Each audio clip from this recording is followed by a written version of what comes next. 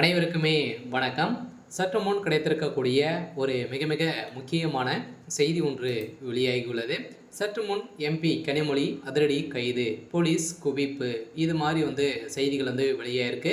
ஏற்கனவே அனைவருக்குமே தெரியும். தூத்துக்குடியுடைய கனிமொழி அவர்கள் பார்த்தீங்கன்னா எம்பியாக இருக்காங்க. இருந்தாலுமே பார்த்தீங்கன்னா இப்போ திமுக ஏற்கனவே பார்த்தீங்கன்னா மத்திய அமைச்சராக இருக்கும்போது 2G அறக்கட்டளை வழக்கில் ராசா அவர்களும் கனிமொழி அவர்களும் பார்த்தீங்கன்னா கவர்மெண்ட்டுக்கு நிறைய இழப்பீடுகள் செய்திருக்காங்க. அப்படின்ற மீது இவர் மீது பார்த்தீங்கன்னா நிறைய வழக்கு பதிவுகளாம் செய்து இவர் பார்த்தீங்கன்னா இந்த வழக்கின் அடிப்படையில் சதுரடியாக விடுவிக்கப்பட்டது. இந்த வழக்கின் அடிப்படையில் இப்போ அதிரடியாக பார்த்தீங்கன்னா இந்த 2G ஊழல் வழக்கை அவசரமாக விசாரிக்க வேண்டும் என சிபிஐ வலியுறுத்தலை செய்திருக்காங்க. இதன் அடிப்படையில் தான் இப்போ அதிரடியாக கனிமொழி அவர்கள் டெல்லி உச்சநீதிமன்ற வழக்கை விசாரணைக்கு தயாராக உள்ளதாகவும், அதே மாதிரி பார்த்தீங்கன்னா இவருக்கு அதிரடியாக 7 ஆண்டுகள் சிறை தண்டனை விதிக்க போகிறதாகவும் தகவல் வெளியாகி வருது. சில திமுக பார்த்தீங்கன்னா எம்பி கனிமொழி அவர்களுக்கு எந்த ஒரு சப்போர்ட்டுமே கிடையாம தான் இருக்காரு. இந்த நேரம் பார்த்தீங்கன்னா கனிமொழி அவர்கள் பாஜக இணைய போகிறதாகவும் ஒரு தகவல் வெளியாகி வருது. இது நடக்குமா அப்படின்றத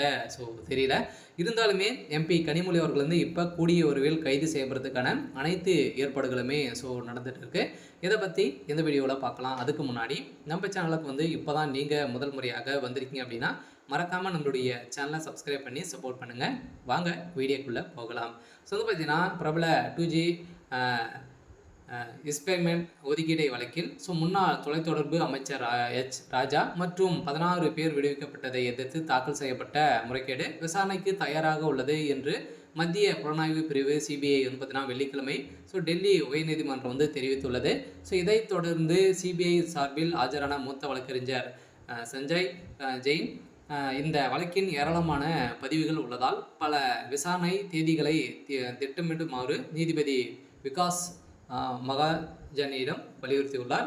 இதன் நிலையில் நீதிமன்றம் பல தேதிகளை வழங்க வேண்டும் என்றும் நான் கேட்டுக்கொள்கிறேன் என்ற சமர்ப்பணம் செய்திருந்தார். இந்த கோரிக்கையை கவனத்திற்கு கொண்டு வந்த நீதிபதி மகாஜன் இந்த வழக்கை